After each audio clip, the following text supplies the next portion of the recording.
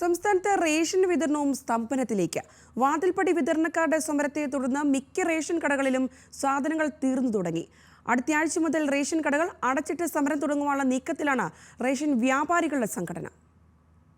വാതിൽപ്പടി വിതരണക്കാരുടെ സമരം 1.5 മാസം പിന്നിട്ടതോടെ മിക്ക റേഷൻ കടകളും കാലിയായി തുടങ്ങി.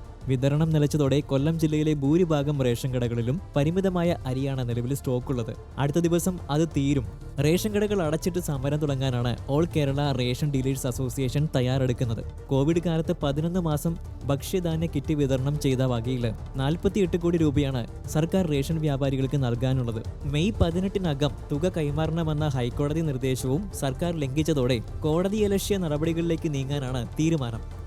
ഒരു കാരണവശാലും റേഷൻ വിതരണം നടത്തി മുന്നോട്ട് കൊണ്ടുപോകാൻ പറ്റാത്ത ഈ സാഹചര്യത്തിൽ വേതന വർധനവല്ലാതെ മറ്റൊരു മാർഗ്ഗം ഞങ്ങളുടെ മുമ്പിൽ ഇല്ലാത്തത് കൊണ്ട് ഞങ്ങൾ വേതന വർധനവ് ആവശ്യപ്പെട്ടുകൊണ്ട് ഉടൻ തന്നെ ശക്തമായ സമരപരിപാടികൾക്ക് റേഷൻ വ്യാപാരികളുടെ സംയുക്ത സമര സമിതിയുടെ നേതൃത്വത്തിൽ അതിനു വേണ്ടിയുള്ള തീരുമാനങ്ങളുമായിട്ട് മുന്നോട്ട് പോവുകയാണ്. അതിന് മുന്നോടിയായിട്ട് ഗവൺമെൻറ്റിന് ഞങ്ങൾ നിവേദനങ്ങൾ കൊടുത്തിരിക്കുകയാണ്.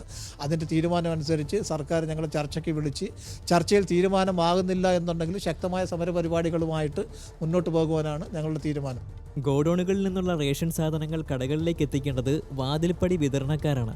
60 കോടിയോളം രൂപയാണ് വിതരണക്കാർക്ക് സപ്ലൈകോ നൽകാനുള്ളത്. പലവട്ടം ഭക്ഷ്യമന്ത്രിക്ക് പരാതി നൽകിയിട്ടും അനുകൂല നടപടി ഉണ്ടാകാത്തതിനെ തുടർന്നാണ് സമരത്തിലേക്ക് നീങ്ങിയത്.